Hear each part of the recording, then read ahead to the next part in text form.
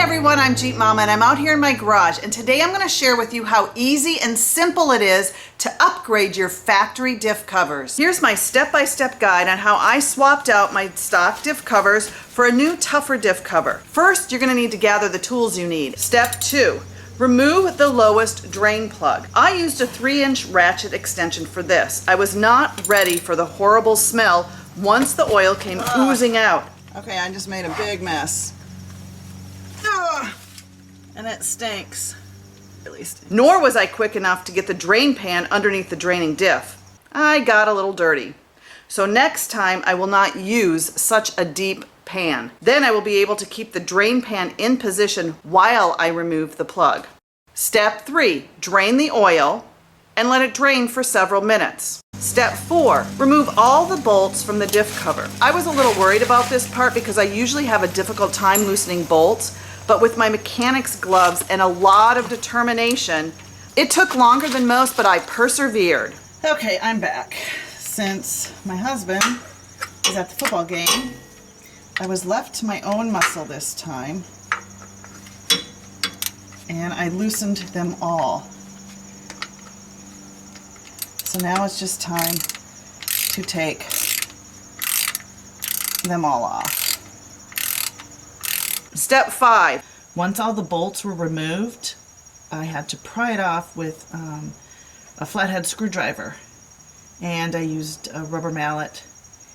And thankfully at the bottom there was a little area where I could get the screwdriver in, and that area was because I hit a rock and damaged my diff cover.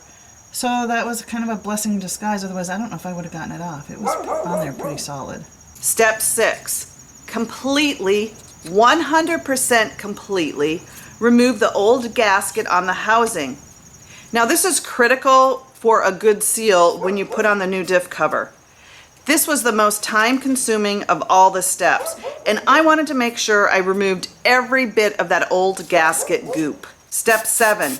Clean the entire gear assembly. I used the brake parts cleaner. I also had to put on my face mask because this stuff is potent. I did it in shifts because the fumes got to be a little too much. Step 8. Okay, so now that I've cleaned the housing unit and the gears with brake parts cleaner, it's time to put on my lube locker. I picked lube lockers over the goop. The lube lockers are awesome. Check out their website. It's in the link below. This is a clean, easy, secure step. So what you do is you line up the lube locker onto the diff cover and then carefully get it ready for step 9. This was a little difficult because I did it by myself. It's much easier if you have another person helping you. Step 9, attach the new diff cover with the lube locker to the housing unit. Step 10, hand thread the bolts according to the lube locker instructions. It's a star pattern. 9, 8, 4. So the lube locker's package has a diagram on what order you should tighten the bolts. So I did 1, 2, 3, 4. Now I'm going to go to 5, which is right here. Step 11, tighten down the bolts evenly by alternating to ensure the plate is mounted evenly with the same pressure, making sure each bolt becomes tight but not super tight. Step 12, put the drain plug back in using a number 9 Allen wrench. And step 13, fill the rear with 2 quarts of 75W 140 gear oil.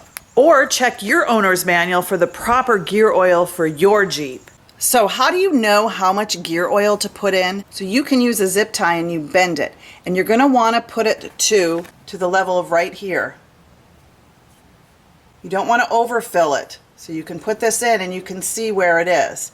So right in the center of your axle is how far you want to fill it. So there you go. Simple and easy. I did it. You can do it. Upgrading your stock differential covers.